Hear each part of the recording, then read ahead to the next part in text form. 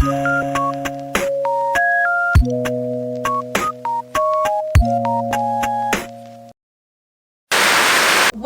back to Life at the Logans. Thank you for tuning back in. So if this is your first time, welcome to our crazy family. If you're oh, this is a real bad mess up. We're gonna go see my mom. Yes. Okay, so today's video is extra special. Yes. Okay. It's a crossover. So it's a collaboration. And this is what we're gonna be doing. We got this game, Unsolved Mystery. Yeah. So basically, you are the detective, and we want you guys to come along to help us figure this out. You got some cards. So let's go. A few moments later. Say, Nana, let me in. Knock on the door.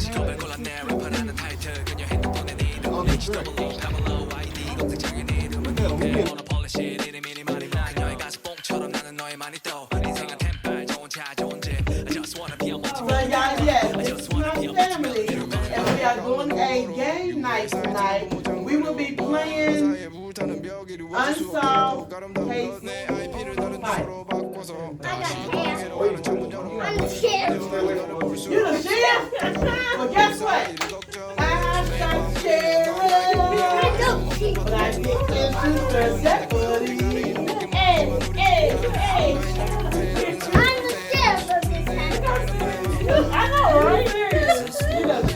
said I'm the sheriff. All right. You the sheriff. Bye-bye. Something like with Missy, hey, it's me, Missy. Y'all know me, Missy. All right. That's that new phone. Hang on. I'm gonna give her that phone, y'all. That's Quasia. Y'all know my baby girl. And this is Danny. Y'all know angry grandma. All right, so it comes just like this. To be opened by authorized.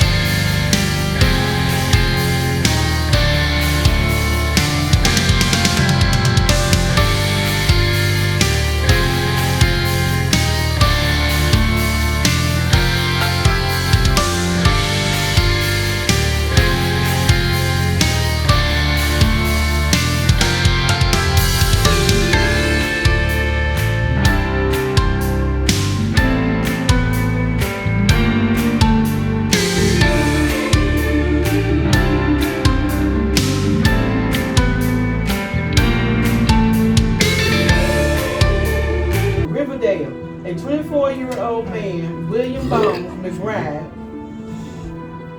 has been arrested for murder of local child psychologist Harmony Ashcroft.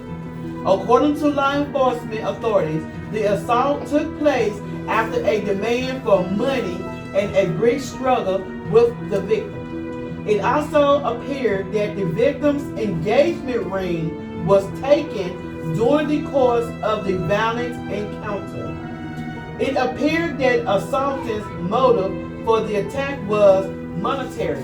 McBride has a long history of petty crime in Riverdale, and all our evidence indicate that he was trying to get money and or valuables from the victim and struck her in the face with a blow so powerful it caved in her skull.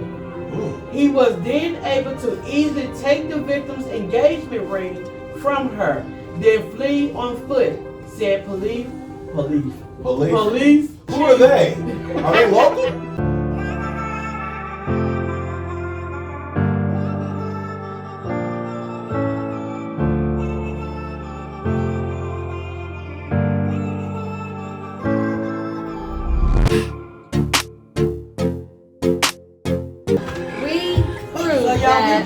Bone is not. We're about to open up envelope number 1 to see if we're right or wrong.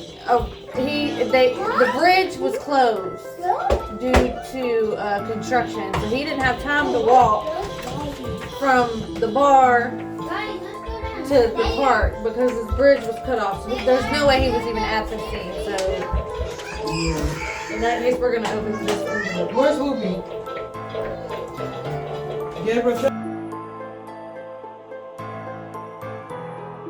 Alright, we have another newspaper.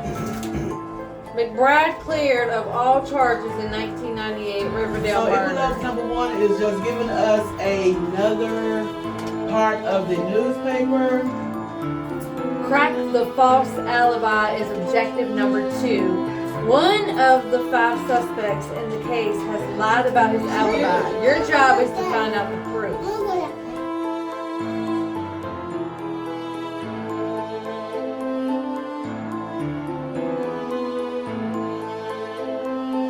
Andy is lying about his alibi, and I'm going to tell you why he's lying about his alibi. So his tire on his thing. It says, alright, he said he was working on his car. The neighbor said he came around. Well, the neighbor said he came over at 10 o'clock to ask to borrow a car tool. Okay? He drives a 92 Hyundai Sonata that's gray with the license plate 644435. Here is a picture outside of Tully's at 9:38. And there, with this, you use, and that's his license plate. Wow, Chassie, good job, girl. I knew my brother. I just got to go to investigate things. Now we get to open this. We get to open bonus envelope number B. So there's a second envelope that we're about to open. So right here we have Riverdale Red Sox T-Ball League champs 1976.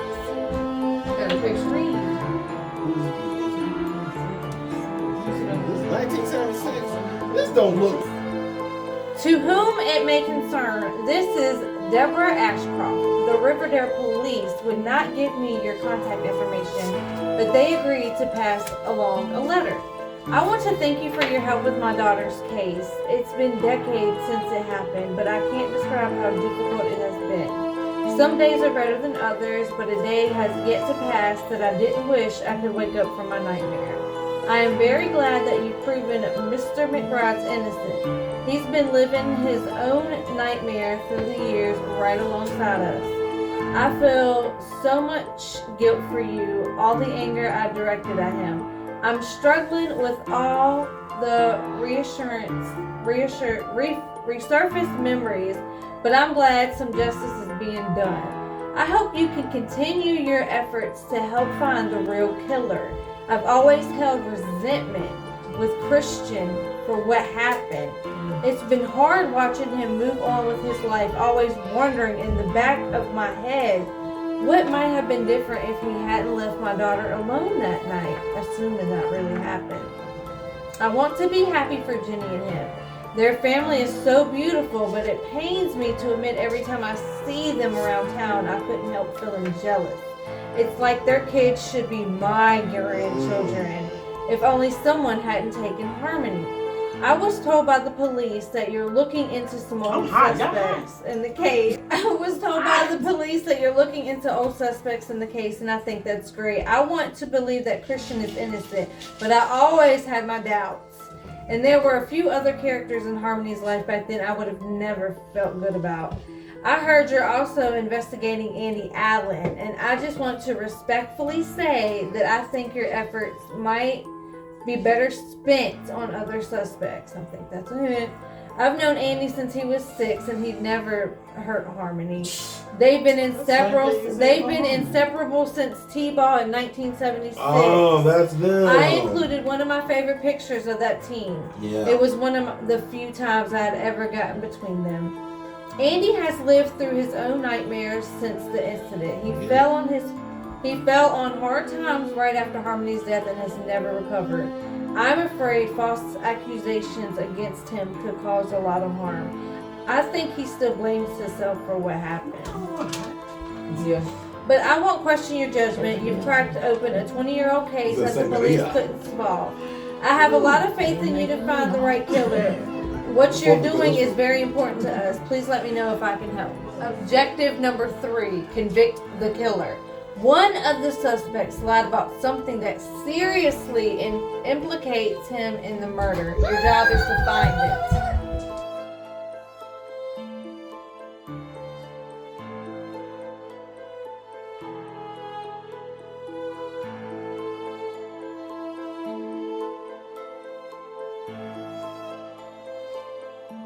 Alright, so it says he was right-handed, but he's left-handed Wow. by these pictures.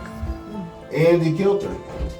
So we determined that he's a liar because he said he was right-handed, but in reality, by these photos of what hand he's holding, the mitten is left.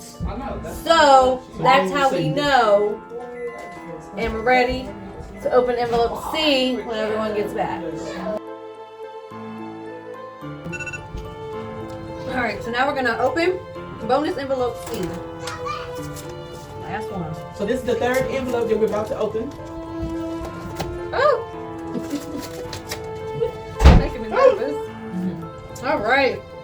Congratulations, detective! You solved the case! It was Andy. So it was Andy, y'all. It was Andy. Alright, yep. My bet was on Christian Peterson. Alright, the voluntary statement. My name is Andy Allen, and I killed Harmony Ashcroft on May 8, 1998. It was a crime of passion and not premeditated. On the evening of May 8, 1998, I drove to Tully's to attend Harmony and Christian Peterson's wedding rehearsal dinner. I intended to tell Harmony that I loved her and did not think she should marry Christian, but when I arrived at the party, I didn't have the courage to go in. I didn't want to be around all those people celebrating the wedding and decided to wait to talk to Harmony by her Land Rover in the back of the parking lot. About 9:30, Christian and Harmony came out of the back door of Tully's together. They were arguing, and I hid behind another vehicle since I wanted to talk to Harmony alone. Christian was really angry and screaming in Harmony's face. I was about to fight him when Christian got into the car and peeled out from the parking lot alone. I thought it was perfect. I thought it was a perfect opportunity to tell Harmony how I felt. So I walked up to her, and with every ounce of courage I could muster, I shared my true feelings. It took me a minute or two, but I told her I had fallen in love with her at 6 years old playing t-ball together, and my feelings had grown stronger since the years. I told her she could do much better than Christian, and that if she only gave me a chance to prove it. Harmony's reaction was not what I anticipated all those times I ran the scenario in my mind. She said something like, "Oh, Andy, you poor thing," and put her hand on my shoulder, but I took a step back. It was clear that her feelings for me were not the same as mine, and I was floored and embarrassed beyond belief. I had ran through the scenario so many times in my mind, and this wasn't ever a response I was expecting. She kept coming toward me, offering her pity and concern for my feelings, like I was one of her patients, and I couldn't take it. I kept asking her to leave me alone, and she kept reaching out of her hand and backing away. She kept moving toward me, and I was just so crushed and embarrassed and confused. And the rush of my feelings, along with her pity, caused me to snap. I just wanted to give her some space and leave me alone, but I lost control and punched her in the face really hard with my left hand. Dang. Man, that must have been a heck of a punch. How the hell a punch will kill you? Oh, it continues on because I'm not sure where that came from. I've never been violent in my entire life. Harmony went down instantly, and I immediately got up to try to help her. She didn't have a pulse, and it was clear from the lifeless eyes on her badly crushed skull that she was dead. As I stood above her in absolute shock, I noticed the engagement ring on her hand and thought about how Christian caused all this. In the heat of the moment, I decided to take his engagement ring, thinking that he didn't deserve And put it to bone. to see it on her hand again. I hurried back in the car, but was too rattled to drive away. About 10 minutes after the police arrived, I realized I better get out of there and drove home, taking the bridge near Riverdale Marina. About halfway home, I realized that I had to get rid of the engagement ring, so I stopped at Grant Park where I saw Mr. McBride sleeping and put it in his hand. I didn't know Mr. McBride, and I didn't intend to frame him for the murder. I just thought in a few days he might try to pawn the ring and I'd get it back from the police and send them on a wild goose chase looking for the wrong killer. I realized I didn't have an alibi, so as soon as I got home, I went to my neighbor's house and pretended like I had been fixing my car. Alright. I knew the police would be looking for a powerful weapon, so I pretended to be right-handed. And he's been using his right hand since. Wow, so he's both. Hey, we are home from the collaboration and a fun game. Alright, so thank you guys for tuning in. And thank you, Life with Missy, for collabing with us. We really had fun. Alright, stay tuned for more and don't forget to hit that subscribe button. Show Angry Grandma. You gotta show. You got to. Yeah.